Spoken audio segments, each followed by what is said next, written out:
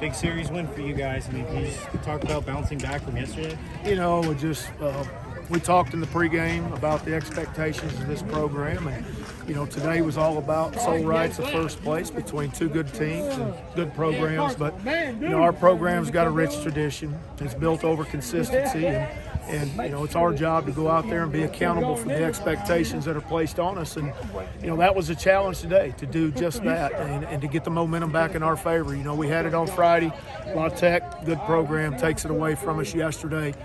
Certainly they had it coming in today, but our guys responded really, really well in all phases of the game.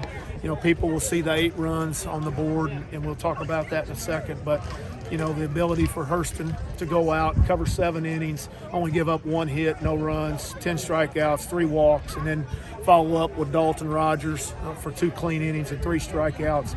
I think La Tech only left 3 guys on base. I mean, they just really never had a chance today. Offensively, we responded really well with the there in the first inning. Slade has a 2-out base hit that we've seen in prior contests a lot of times where we leave those runners out there, but that was a huge run to get in the first inning. We scored in the first inning all 3 games, which I think is important offensively.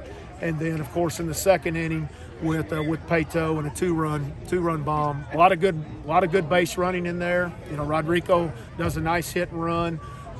Brady gets us started with a base hit. Brady Faust is thrown in there with an opportunity after Gabe's injury, and Brady will be in there for a little bit until we get Gabe back. But I thought he responded real well. The reason he was in there was because he prepares every day for that opportunity. And me as a head coach, I watch those things at practice. I watch who's working. I watch who takes it seriously. I watch who doesn't drop their head, and I watch who wants that opportunity when it comes. Unfortunately for Gabe in this situation, but fortunately we had a young man in Brady that responded with a base hit, a sack later on in the 7th inning, and did some really, really good things. What's the timeline for Gabe?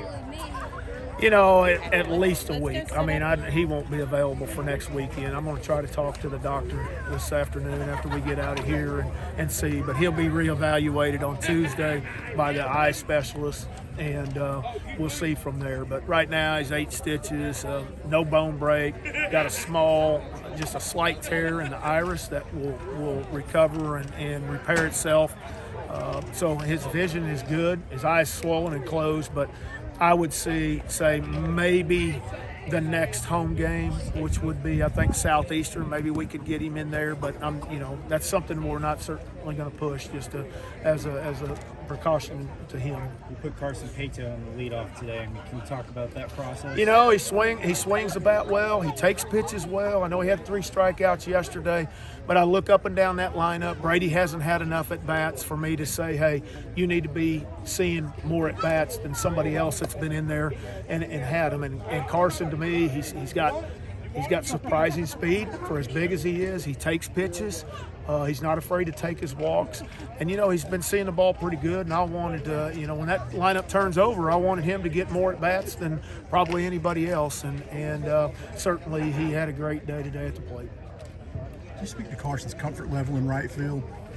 Yeah, I think he's getting more and more comfortable out there, he made a nice play there on Taylor Young, drives the ball, and he had to go back against a tough sun. Because of the height of the ball, there's a chance that ball gets in the sun, and he fought through it and made a nice play there in the 9th inning to get that first out, which was a crucial out. Even though you're up 8, hey, I've been doing this going on 38 years. I've seen some crazy stuff in baseball games, and that first out's always the most important, but obviously the last out's the most. But Carson is doing real well in right field. Got a little chippy in those middle innings. Would you say anything to the guys? I just think that's just two really good programs that are competitors. That's going to happen. There's times where that doesn't bother me. Because I want them to respond. I want them to be in the game. I want them to win, and that's kind of what we had. I mean, at that point, I think you had a couple of sides going at each other in a real fight on a 4-0 ball game at that time. You think that helped light a fire under the guys in the later innings? I don't think so. I really don't. Jennings threw really well. He came in and did a great job in the bullpen. we got him their pin in the second inning. It was him that came in and really just he got the first two guys struck out, and we had some guys on at that time. But and then he kind of just got a little comfortable. We finally started putting the ball in play, but we got enough of his pitch count. He pitched, I think, on Friday night. So, I knew his time was going to be short, and they were going to have to go to more bullpen. And just proud of ours that Hurston covers those 7 and then keeps our bullpen fresh. And obviously we only had to use one other guy, and that was Rogers. But they had to get in there and use 5, I think, of their guys.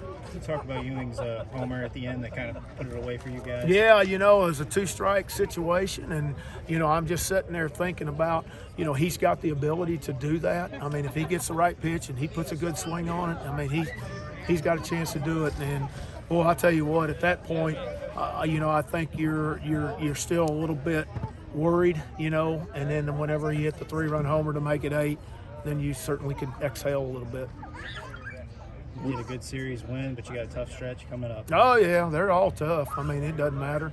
We got Ole Miss Tuesday, a good program there in Trustmark. There'll be a lot of fan interest there. But it's the next game on our schedule, and, we don't get caught up in opponents. If you look at the expectation of this program, you're supposed to go out and win. Doesn't matter who's on the other side, good, bad, or indifferent. You're supposed to be able to go out and play baseball and win a game, and that's what we'll try to do on Tuesday. With Waltrip, you noticed the velocity, right? But he got a lot of outs on secondary stuff today. Yeah, and that's what makes his velocity so special, because you just can't sit there and ambush a fastball, and try to time up a fastball. Even in fastball counts, hitters counts. He has the ability to throw that secondary pitch, that slider, or that breaking ball in there for a strike. I don't know how much he used his changeup today because there was only a couple of left-handed hitters in the lineup, but his secondary is what makes his fastball even so much better. You think over these last 3 starts, that's been the big deal? Because, double-digit strikeouts. Yeah, and it's just in a power arm. I mean, he can get outs up top. He can get in his count by getting guys to see it up top. Spin rate's so high that they'll swing at stuff up in the zone, which kind of puts them at a disadvantage, and then he can put them away, and that's what we kind of saw, especially the last 2 weekends at Western Kentucky was almost a repeat of what we just saw today. What's the approach with Blake? Obviously, Rodrigo went today, but is Blake a full go? Oh, yeah, he's a full go. I'm not going to push him, obviously, but we wanted to give Rodrigo a rest.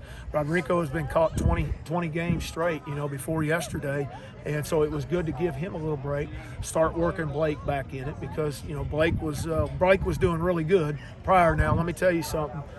Tip of the hat to Rodrigo and what he's done for this program. Every morning I say my prayers to keep him healthy because I knew, we were in trouble if he went down. And, I just didn't even want to entertain the thought of what we would have had to try to make it happen. But, for him to make that grind, and I think we talked about it the other day, that position is a stress position. It's tough on your body. It's not only just the catching, it's the blocking, but it's the up and down, up and down, up and down. I played that position, so I know the grind that takes place with it. So he met the challenge when Blake down, and I think we are the team we are a lot because of how Rodrigo responded to it.